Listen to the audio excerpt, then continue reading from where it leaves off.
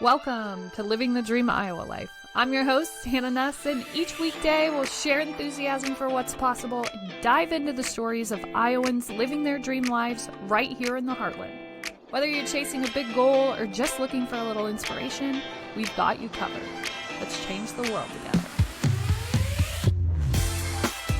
This is Living the Dream Iowa Life. Let's go. Heyo, welcome to Living the Dream Iowa Life podcast. I'm your host, Hannah Nuss, and it is a great day to be here. I'm telling you. I don't know, just kind of feeling these new office vibes. Had to get my daughter's office set up, and yes, that is what we officially call it, her office. That is what she is calling it, so we are following suit. I had to get her office set up, which meant my desk transitioned, and I really needed this sort of multi-function kind of Murphy desk, like needed to be up but needed to go down, kind of a complicated desk to find. Found one on IKEA, super excited about it. I know, in my dreamiest dream of dreams, I have my office with a big, huge, vintage, delicious desk, and that's coming, friends. It just is not here yet. So for now, this multifunction workspace is where we're at, and a lot had to happen to get us here. And that's exactly what we're going to talk about today because, we're finishing book number 2 in the depths of the editing of that. And let me tell you, there is a lot of work that I enjoy running away from in this life, but perfecting something that I've already done, going back to the work, is probably at the top of that list. So editing is like a deep, dark etching of the very lining of my soul. And I think one of the bigger reasons that I avoid it is because reliving, rethinking, rediscussing the elements of that book is usually the final countdown to healing. I have to experience it so many times. I have to re-experiencing it through not only the words, through written word, through lived experience, through understanding and connection of said lived experience. This is a continual process. I'm so happy to kind of close the chapter on the first book, this understanding of dreams, this understanding of sort of this higher call to expansion, allowance, creativity. And now going into the second book, there was this depth experience with releasing this call to live like everyone else. And the identities that go along with the wished hopes of what people expect from us. Yikes. So recovering from those identities, and as I went through that process, I began to realize that like my home, my life, my experience, the way that I project who I am to this world really does not matter to me. Like, I don't care. If I go to something and I look like a bum and you don't respect me because I look like a bum, I'm just like, this is who I woke up as today. You know, this is who I am today. This is what I look like. And you can either respect that or not. And I really actually like it as a measure. Like, if you don't respect me because I don't look fancy, then you may not be someone that I respect back. Like, I don't know, not that I'm showing up. No, even if I did show up as whatever, this is the ultimate Beauty and the Beast test. Will you care for an old, abandoned woman? Will you see the real beauty within? Or will you turn her away and thus evoke a spell over your castle for decades, turning you all into, well, prince a beast, and the rest of the characters just household items. That's a pretty complicated spell. Doesn't even really make sense to me in terms of symbolism, but regardless, here we are. Is that what you want? Will you see the real beauty? Have a conversation. Figure this person out before you write them on or off or whatever. And so part of that conversation and what book number 2 really delves into is this conflict. Is like this conflict with consumerism and this conflict with this is how I was told I was supposed to live my life. This is what I was told success was. I'm very confused and I don't know what to do. And I remember really avoiding the work of writing. I mean, most of these off projects like minimalism or spirituality and meditation and yoga honestly probably saved my life. But usually I would say 9 times out of 10, it's a quest to avoid the work. Like, do we really need to minimize that or do you need to edit your book? I don't know. But for me, it's about mental clutter. And the problem when I was reflecting on whether or not this consumer culture served me was that I realized I was kind of spending all of my free time obsessing and thinking about how I needed to organize all of my stuff and then how I needed to give away the rest of it and then how I needed to kind of put the rest of it into storage only to give away what was in storage at some point later down the road. And basically, I'm just repeating this non-stop function of stuff. I'm like, I am not managing my stuff. That is what I am spending all of my weekends doing. I'm just managing the overwhelming amount of crap that I have. And so we go through this minimalist experiment, this minimizing our entire house, this we don't need 12 spatulas, we barely cook type of energy. And if it was a phase, if it was a movement, if it was a whatever I was in, because when I was sitting in my home, I was really consumed by the space and I never left this space. So you can imagine how threatening that may be to someone.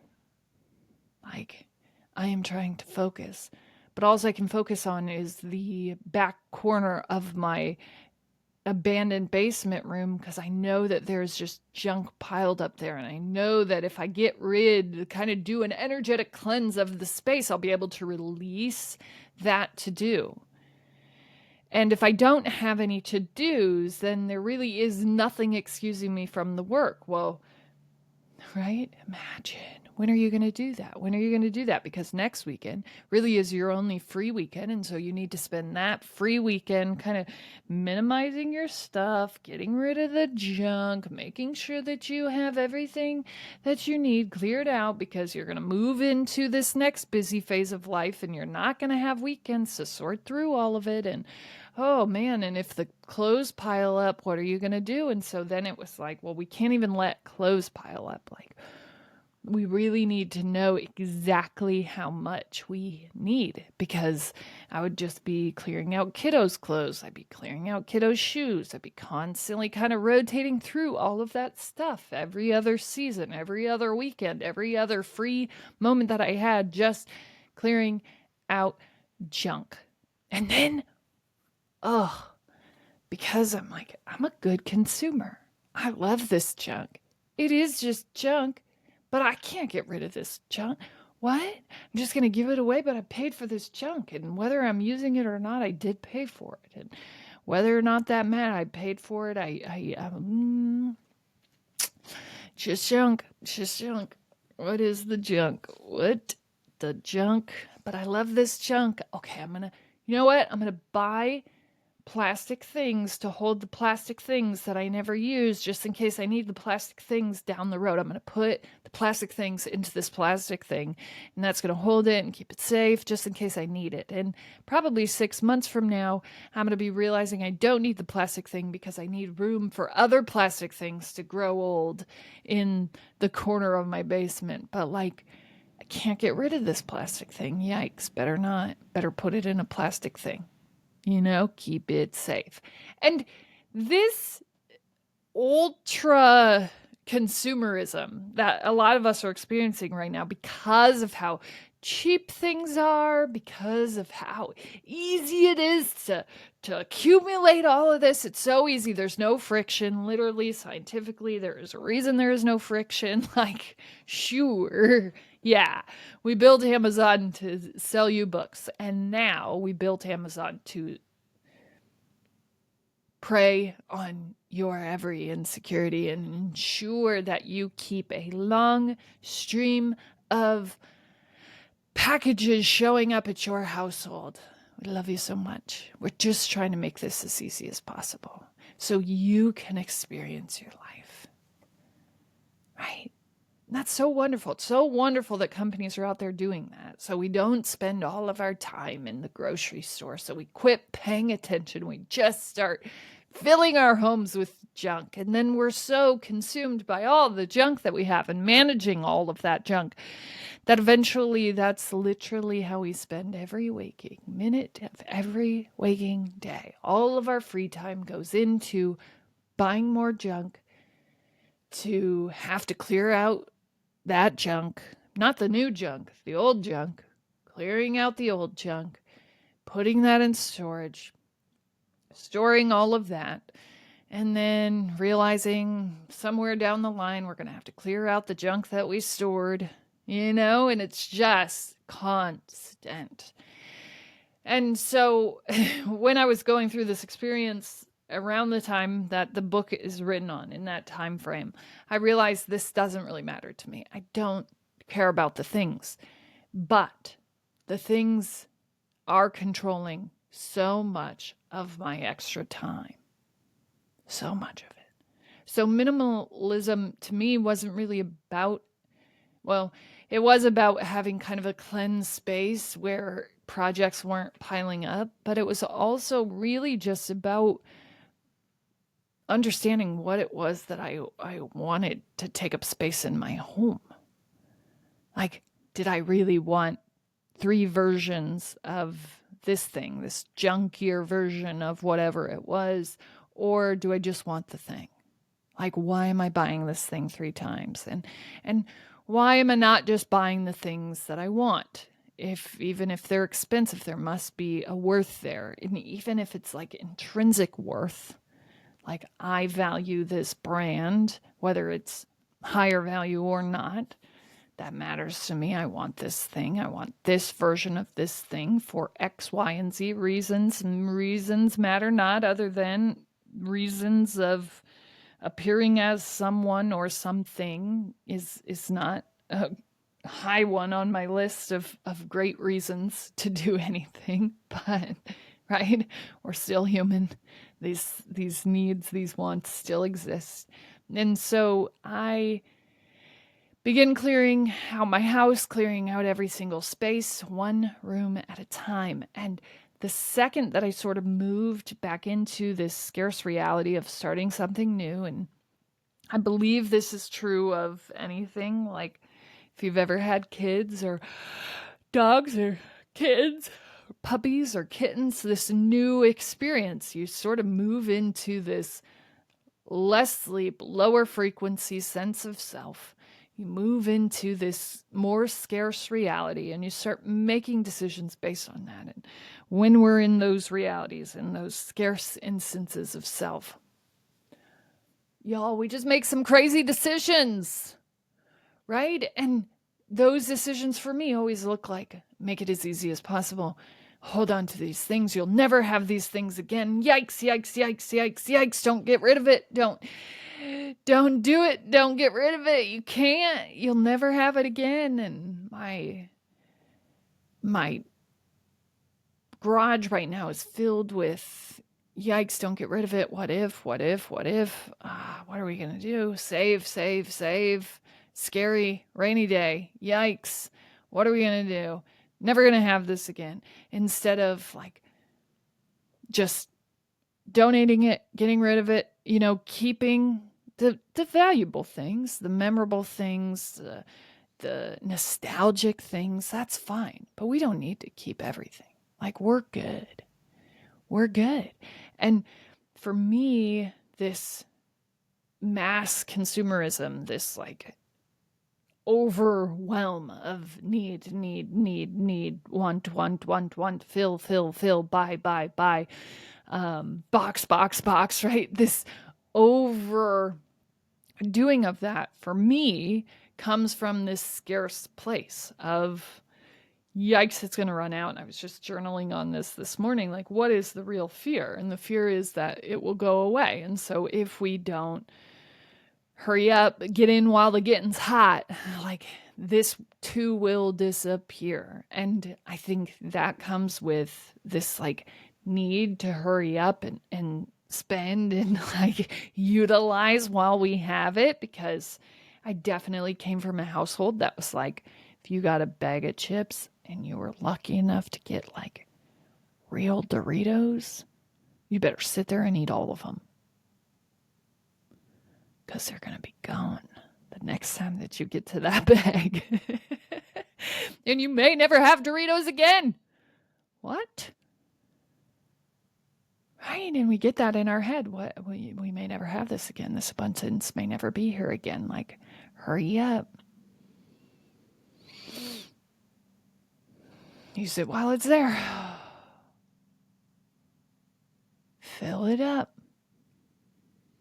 And, when we started local, when I started local, that was when we started to shift back from this place of like, I have enough, I am good, I am safe, I am loved, I am good, I don't need to fill myself with things, back into this insecure, I don't know what to do here, I don't feel comfortable or confident here, I don't know who I am here, I don't know how to exist here. I move back into this scarce way of being, back into fix it with things and then keep all the things, because you might need them and you might not have enough 5 months from now. And so make sure that you stockpile that. And like, it is this very complicated, scarce narrative that exists, because you move into, all right, make sure that you are filling yourself with things. Don't get rid of the things. Store the things. Keep the things. And then also, like, but I have to spend all of this money because it may never be here again. And if I don't get all the things that I need right now, there's a chance that, 2 months from now, I won't be able to get the things that I need. So I need to save all of these things, and I don't need to save the money, but at the same time, I need to save the money. But if I sit here and I don't get the things that I need, I'll never have enough. This won't last.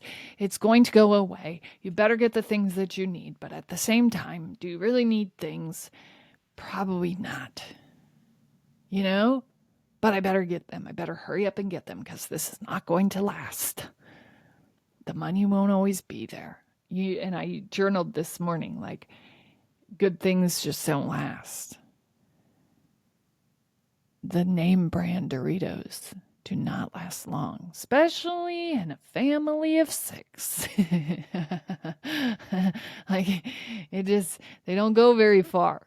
And now I know, obviously, scientifically, like, they're not meant to.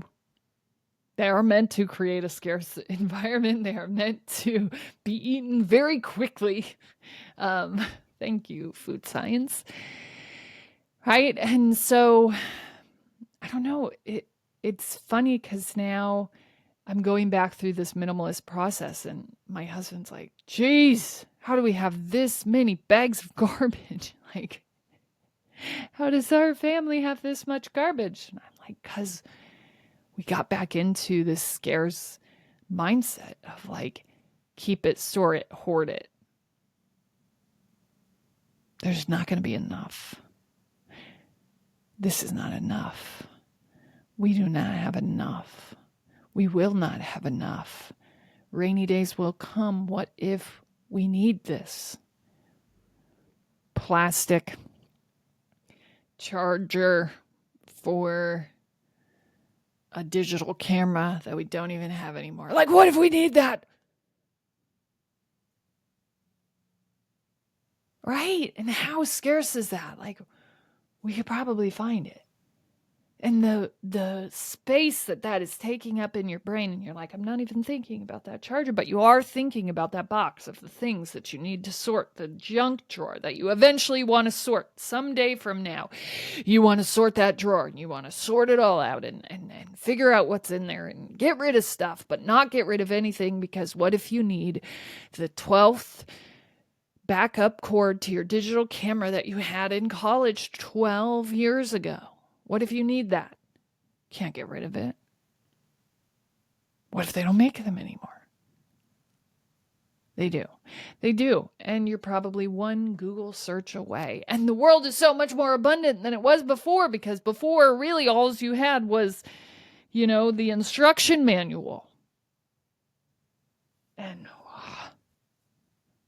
we're going to need that instruction manual.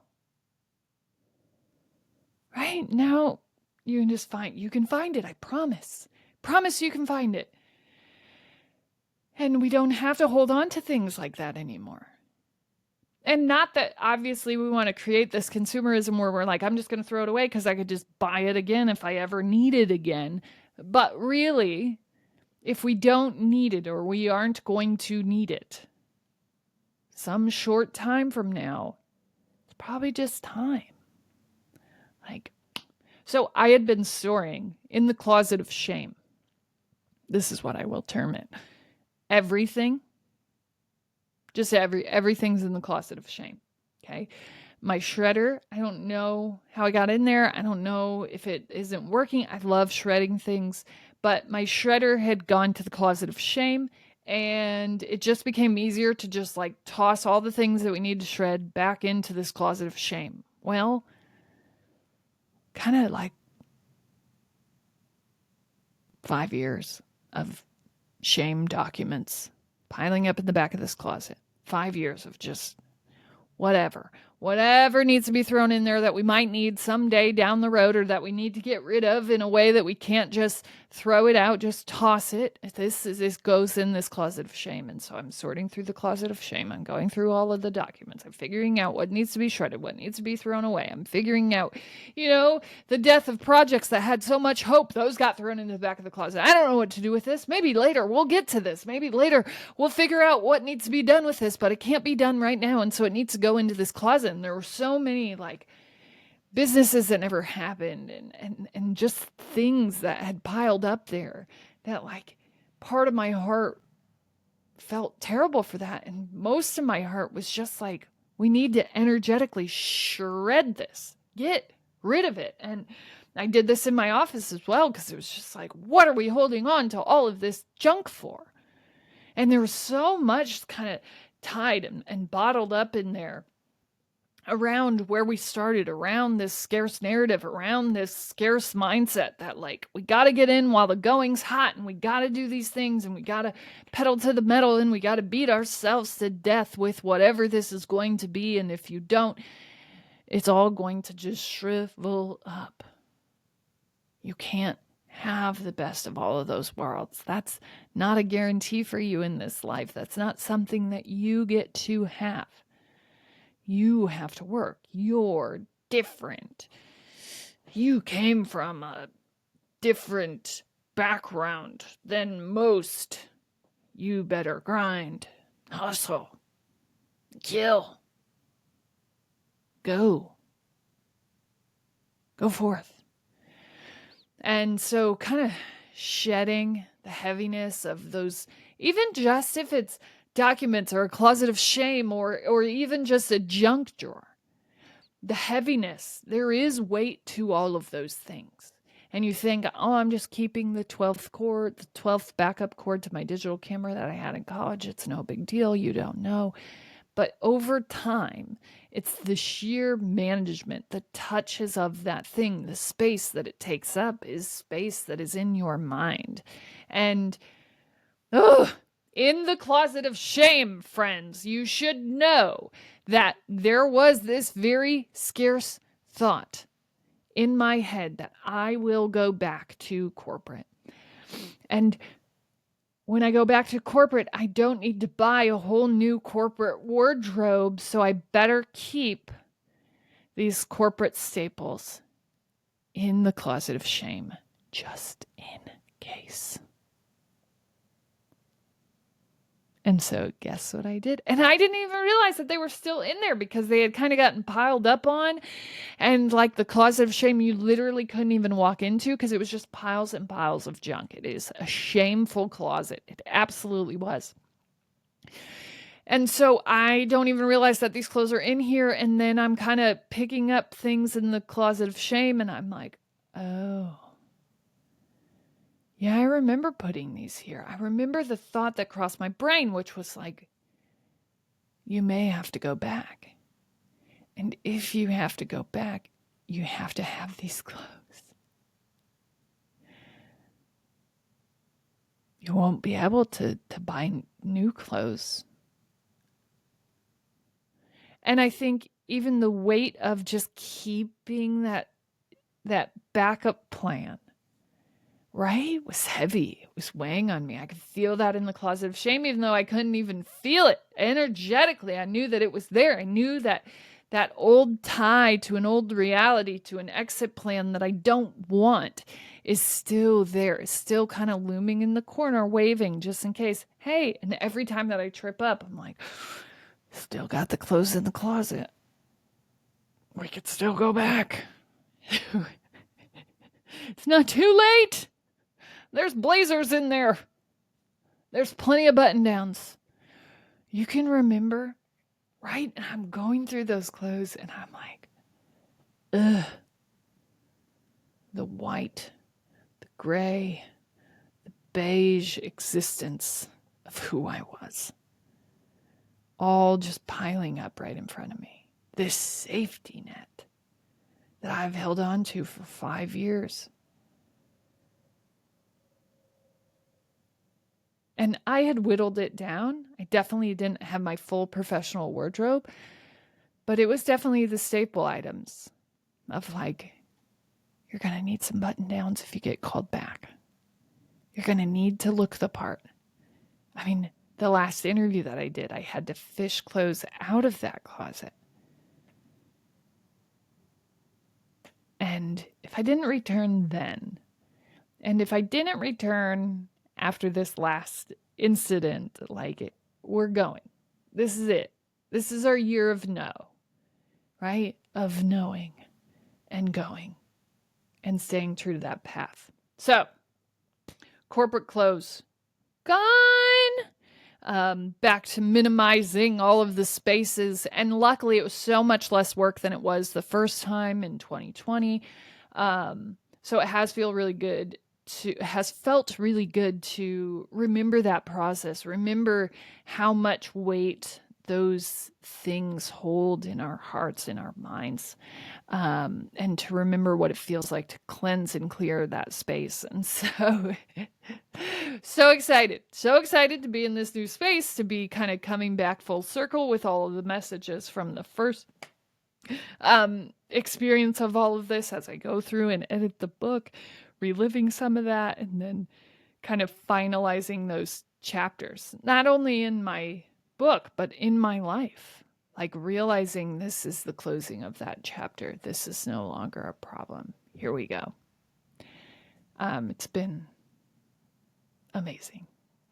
As always, you're smart, you're strong, you're beautiful. What are you going to do? Change the world.